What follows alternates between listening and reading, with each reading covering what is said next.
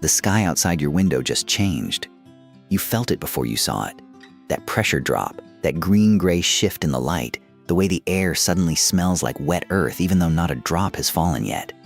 You glance out, and for a moment, the yard looks exactly the same as it always does. The feeders are still there. The shrubs are still there. But the birds are gone.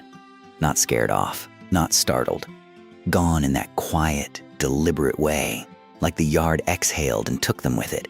One moment there was a house finch on the thistlesock and a tufted titmouse working the suet cage, and now there's nothing. Just the feeders swaying slightly in the new wind and the first fat drops beginning to darken the wood of the deck. Most people notice the absence and don't think much more about it. The birds left because of the rain. That's the whole story, as far as most of us ever look. But it isn't the whole story. Not even close. What those birds are doing right now, where they went, how they knew to go, what their bodies are doing in the middle of a rainstorm, and what happens the moment the last drop falls, is one of the most layered and underappreciated dramas that plays out in your yard, over and over again, every single time the weather turns. Welcome to the hidden mind of birds. Stay until the end, because the last thing we cover is something that happens in the minutes just after a rain ends, and once you understand it, you will never watch a clearing sky the same way again. When the birds disappeared from your yard, you may have assumed they reacted to the first drops. They didn't. Research published in the journal Current Biology by the University of Minnesota documented that golden-winged warblers evacuated their breeding grounds in the Appalachian Mountains nearly 24 hours before a series of violent tornadoes arrived. Tornadoes that were still over the Gulf of Mexico, more than 900 kilometers away, when the birds left. The researchers weren't studying storms at all. They had fitted the warblers with tiny geolocators to track migration patterns. The birds' sudden departure was so anomalous, the scientists had to go back and reconstruct what had happened. What the warblers were detecting, the researchers concluded, was infrasound. Low-frequency sound waves, below the threshold of human hearing, that severe weather systems generate as they churn and build.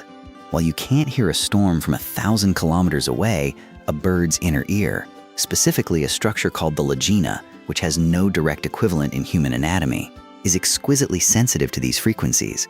What this means for the birds in your yard is this. The chickadee that vanished from your feeder an hour before the rain started wasn't reacting to anything you could see or feel. It was hearing the storm arrive. Its auditory system had already processed information your body couldn't access, and it had acted on it. There is something quietly humbling about that. The same storm that surprised you had been announcing itself to every bird in your neighborhood for hours. When you imagine a bird waiting out a rainstorm, you might picture it huddled on a branch somewhere, miserable, waiting.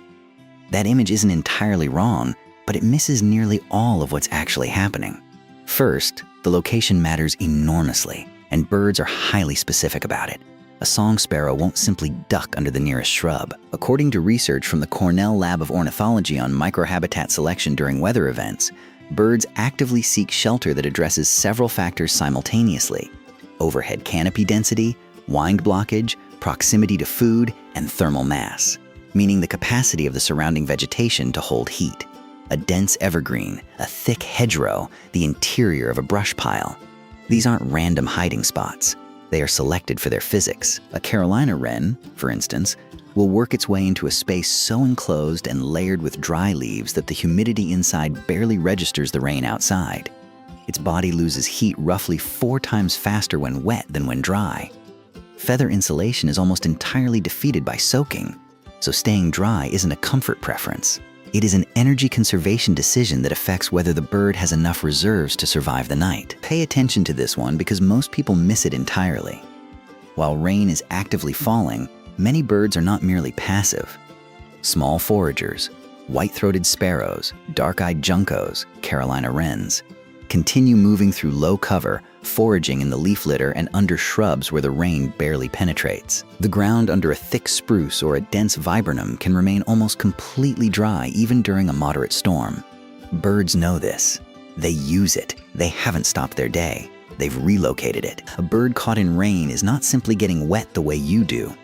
Its feathers actively manage encounters with water in ways that took millions of years to develop and that no human-engineered waterproofing technology has fully replicated.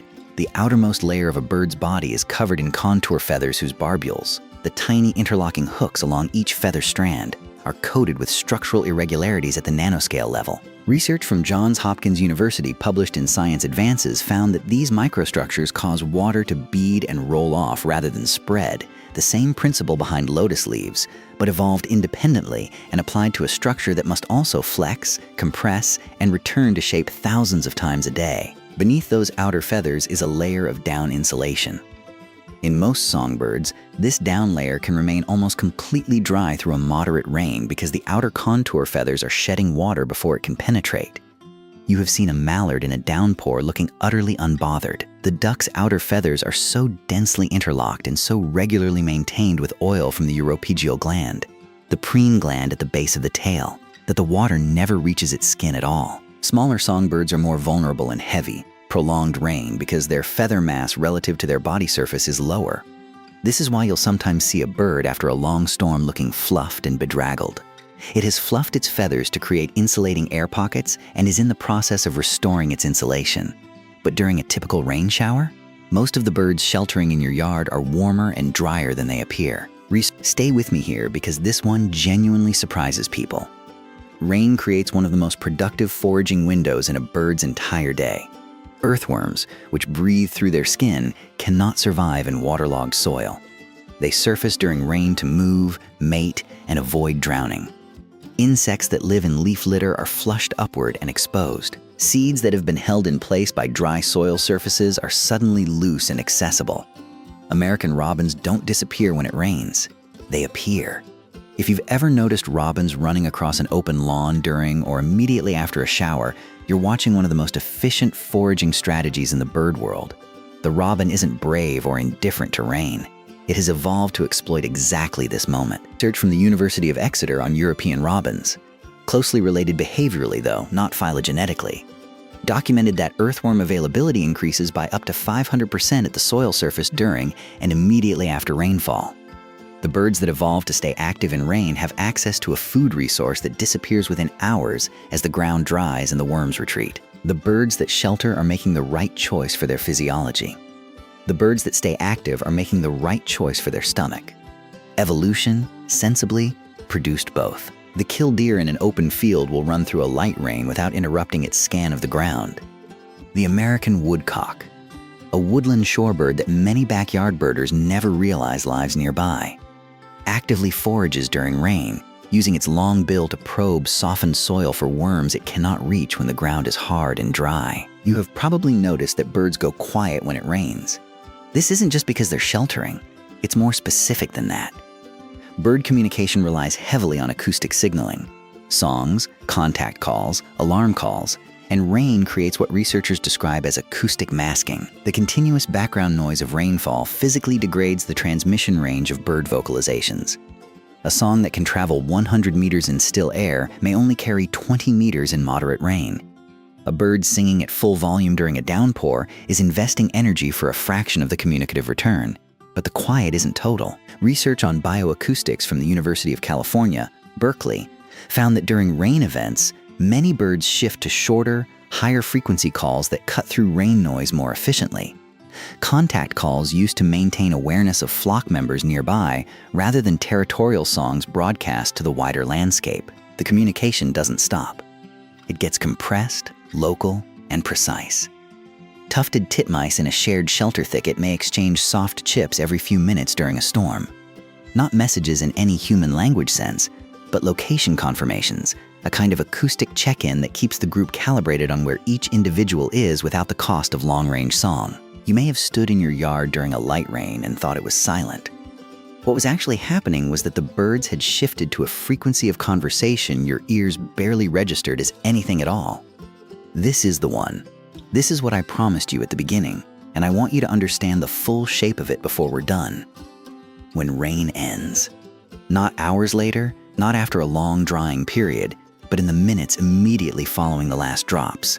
Something happens in your yard that is one of the most coordinated and, once you've noticed it, deeply moving things in the natural world. The birds come back all at once. Not one by one. Not gradually over an hour. In the minutes, sometimes the seconds. After rain stops, birds that have been sheltering across your entire neighborhood converge back onto their territories simultaneously. The feeders that were empty fill. The bare lawn is suddenly covered with robins. The shrubs that held silence erupt into contact calls and then, within minutes, into full song. Cornell Lab of Ornithology's Bioacoustics Research Group has documented what they call the post-storm chorus, a burst of territorial song that follows weather events and is measurably louder, longer, and more complex than typical morning song in the same locations. The working hypothesis is that the acoustic silence of the storm has functionally reset the territorial landscape.